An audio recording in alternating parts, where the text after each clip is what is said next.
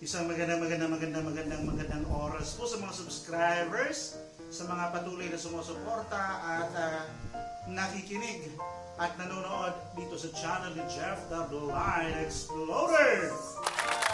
Ayan, so ngayon po ipapakita ko po sa inyo mga kaibigan kung paano po si Jeff the Blind Explorer naglaba ng aming mga covered sheet or mga bed sheets at mga kumot gamit ang aming maliit at simpleng washing machine. So yan, papakita ko po ito sa inyo mga kaibigan at kayo na po ang humusga kung okay na ba o kailangan pang mag-improve ni Jeff the Blind Explorer sa aking mga gawain dito sa aming tahanan. So ngayon, pakikita ko po sa inyo kung paano po ako naglaro. So, here it is.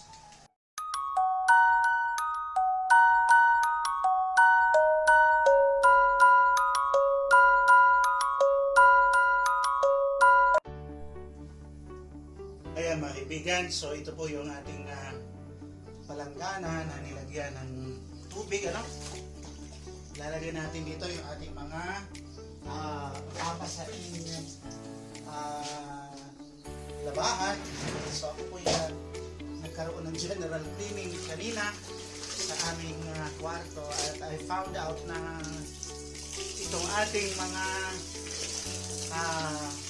bed covers, pillowcase at ang ating mga iba pang gamit sa kwarto ay kailangan na pong labahan, So ayan, so mamaya ipapakita ko po sa inyo kung paano gagamit si Jeff the Blind Explorer ng washing machine. Kaya na isang bulan na washing machine. Ayan, so ayan. Actually ano to, dalawang bed cover, isa anak ko, yung isa sa amin, si Leia.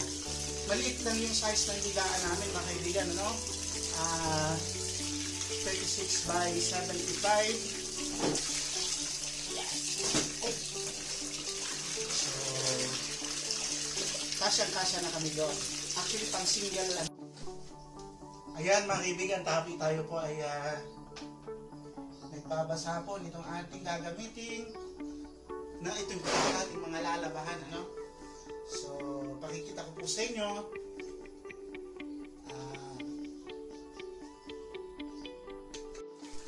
Ayan mga kaibigan, tayo po ay nagbabasa o hinabasa po natin itong ating lalabahan. Meron dito dalawang kumot, dalawang bed cover at mga pillowcase. Yan po yung ating lalabahan. Gagamitin po natin ang ating mahiwagang washing machine na tutulong sa atin para pagdating ang ating gawain. So maya-maya pakikita ko po sa inyo kung paano po tayo magwa-washing machine. Ayan mga kaibigan, ito po yung washing machine natin. Lagyan muna natin siya ng powder. Ito po ay ito. Hulaan nyo, anong powder kaya yan? ayan o. So, ayan mga kaibigan. So, since medyo marami-rami yung ating lalabahan, siguro kasya na ito isa't kalahati nyo ng powder. Maya na lang po natin siya lalagyan. Ganyan po karami yung tubig ng ating washing machine. Ngayon, ang gagawin na po natin, iisa-isahin na po natin ilalagay itong ating mga lalabahan. Ayan. Isa-isa lang. Hindi natin pwedeng sabay-sabayin, sapagkat mabuti na rin na maging maingat tayo sa gamit. Ayan.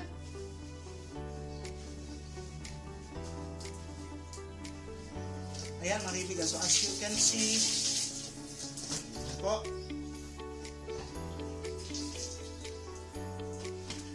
so yan na. So ngayon mga kaibigan, tatakpan na po muna natin itong ating washing machine para sa ating pagpapaikot. Ayan na. So maya-maya mga kaibigan, ipakikita ko po sa inyo kung ano yung naging resulta ng pag-ikot ng ating washing machine. Ayan mga kaibigan, malapit na po ito mga... Ayan, so habang tayo ay naglalaba, batiin muna natin yung ating mga kaibigan, ano? Yung mga sumusuporta dito sa ating channel. Ayan, si Avery na talagang very supportive friend ng ating channel. Hindi lang na ating channel, kundi personal friend na po natin si Avery. Talaga napakalaki, napakarami nang naitulong sa atin ni Avery Bubbles, hindi lang sa pag-YouTube, kundi sa iba pang mga bagay, ano? Bubuyog family, hello po sa inyo. Siyempre pinamumunuan po yan ni kapatid na Papa B at ni Avery Bubbles. Hello po sa inyo. Shout out ko po kayong lahat mga kaibigan. And hello din kila Ma'am Ash ng Team Cupido. Wala akong masyadong balita kila Ma'am Ash kung sila ba'y active pa sa YouTube, ano? At kasama din natin siyempre ang Team Organic nila Kuya Henrich at Ate Jasser, kasama rin si Ma'am Criuzar at si Team Organic, Team Baho ng grupo ni Ma'am Tara Rina at ni Ma'am Dayang Lovelace. Si Ma'am Rosario Canlas, shout out din po sa iyo ma'am. At syempre, ang ating iba pang mga kaibigan sa YouTube, si Ate Charina Escobar Medina. Ayan, magandang oras ng panonood. At si Ate Lenny sa Tornino, napakabait natin kaibigan at napaka-thoughtful at tunay na kaibigan natin. Yan, hindi lang sa YouTube natin kaibigan si Ate Lenny, sa personal nating buhay, talagang napaka-helpful ni Ate Lenny. Katulad din nila Avery at ng iba pa nating mga kaibigan. Ayan, so ayan, malapit na po nating matapos itong ating pinaiikot sa washing machine. Ayan, so very simple lang po yung ating washing machine. Wala po kasi tayong capability na bumili ng magagandang gamit. So, ayan. Pero at least ito po, nagamit natin ay napakaganda na. Napaka-convenient at komportable para sa katulad namin. May kapansanan sa paningin, ano? Ayan. Thank you. Hanggang dito, nakaabot po kayo sa video. Ayan. So, ito, may natira pa akong kalahating sabon, powder. Maya-maya gagamitin ko pa to sa mga matitira kong labahan na hindi ko na iwa-washing machine. So, ayan mga kaibigan. So, later magkita-kita tayo sa mga susunod na bahagi ng ating vlog. Ayan mga kaibigan, ganyan pala pag umiikot yung washing machine, no? Parang may ipo-ipo sa ilalim, mo. Ganyan pala yan, ano? So, ano kaya kung ikaw kayo ilalagay dyan sa loob ng washing machine? Ano kaya mangyayari sa iyo? Ayan, o, tignan nyo. Anyway, ayan, maraming salamat po sa inyo guys. Maya-maya, babanlawan na po. Tapos na. Ayan. Tapos na yung ating ating pinaiikot sa washing machine. Ayan, babanlaw na po tayo. Ayan mga kaibigan, isa-isa na po natin ilalagay sa planggana may tubig itong ating mga pinaikot sa washing machine. Ayan po. Isa. Dalawa. Tatalsik ka ng tubig, ha? Tatlo. Ayan po. Hop! Ang dami, ha? Ayan. Buti pa siguro, banlawan ko muna to para magkasya sa planggana.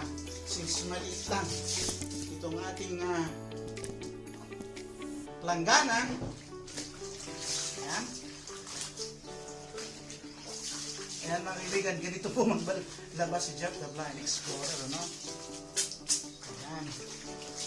So thank you guys mga kaibigan, dahil hanggang dito sa part ng video na ito ay nakaabot pa rin po kayo. Ayan, ipagpapatuloy ko lang po ang aking pagbabanlaw.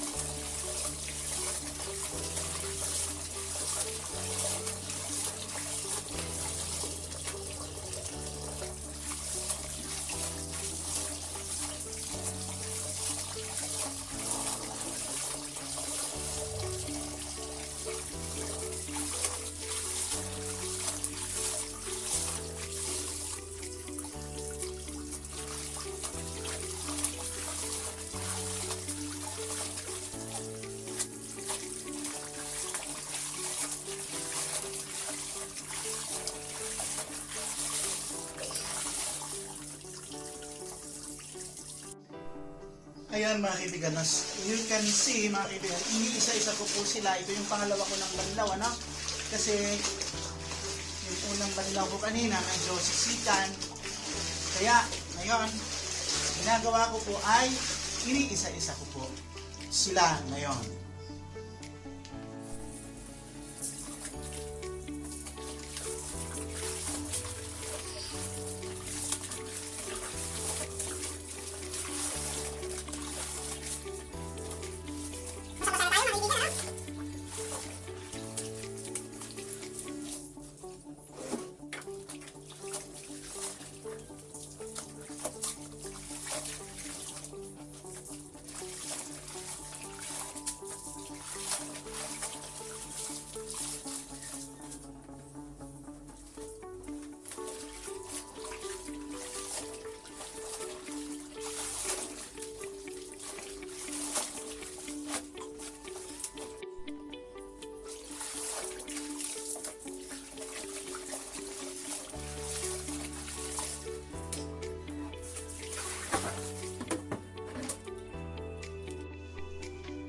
Ayan mga kaibigan, so as you can see, meron po tayo dito pangatlong pambanlaw, isang plangganang tubig. Nasa plangganang itim po siya. Then meron po tayong hawak na fabric conditioner. Dalawa po yan. Dalawang magkadikit. So inubos ko na po siya dito sa plangganang itim. Ano? Ayan, anong po natin.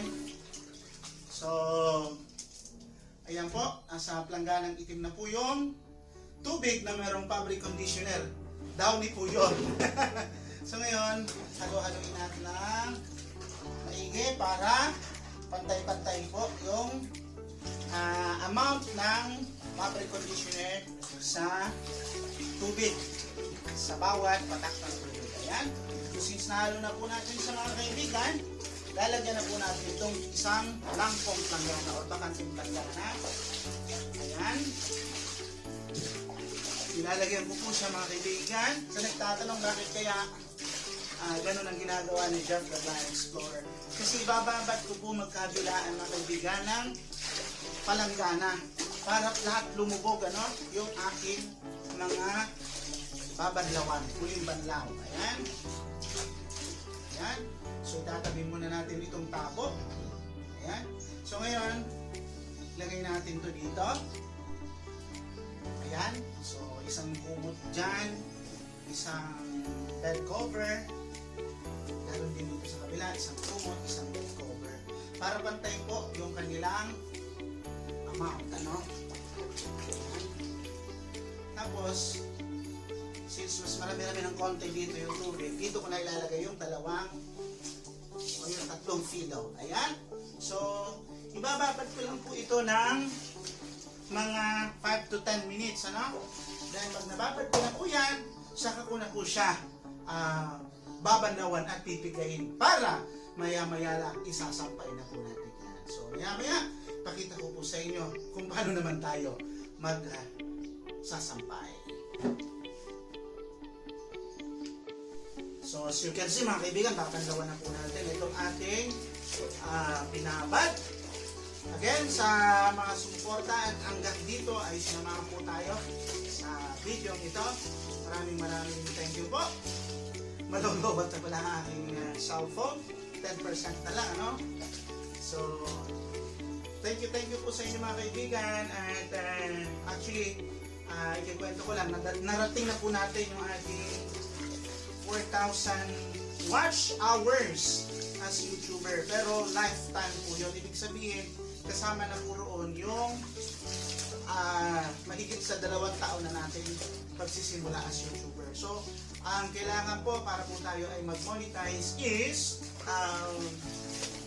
at least 4,000 watch hours sa isang buong taon. So, kaya hindi pa po tayo qualified para maging YouTube partner, para mag-avail ng kanilang monetization program. So still, patuloy pa rin po ninyong panuorin yung aking mga videos na ini-upload at mula po ngayon sisiguraduhin kong weekly or twice a week mag-upload po tayo ng ating mga content dito sa ating YouTube channel. So maraming salamat guys.